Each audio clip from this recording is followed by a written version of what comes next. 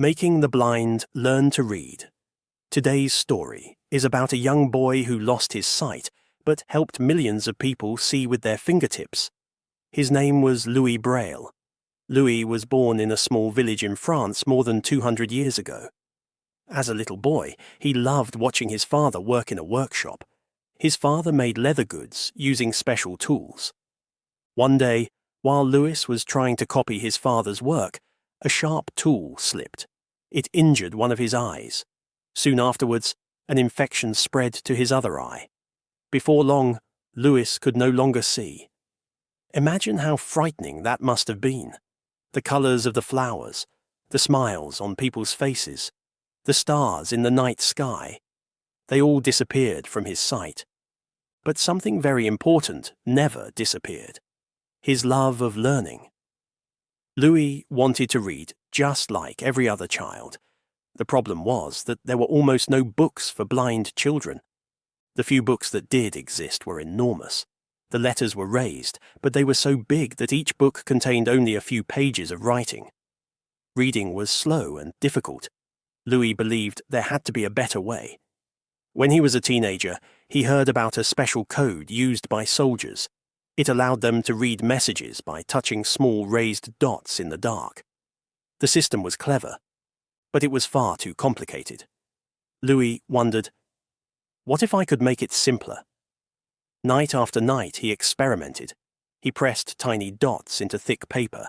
He changed the patterns. He tested different combinations, again and again.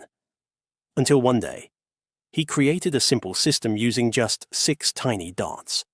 Those 6 dots could be arranged in different ways to represent letters, numbers, and even music. It was easy to learn, easy to read, easy to write.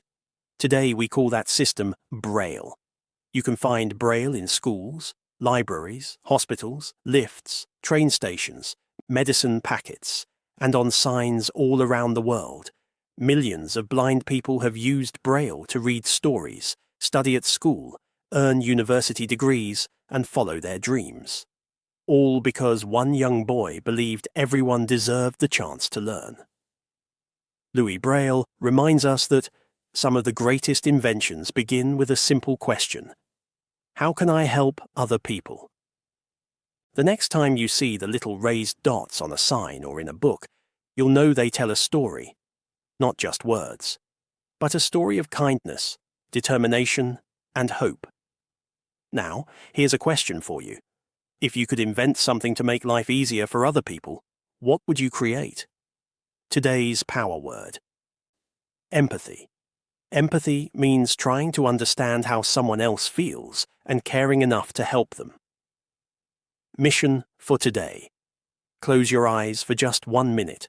Try to recognize different sounds around you. How many can you hear? Now, think about how amazing it is that people can learn in many different ways. Remember, the best inventions don't just make life easier, they make life better for everyone. We'll see you in the next story.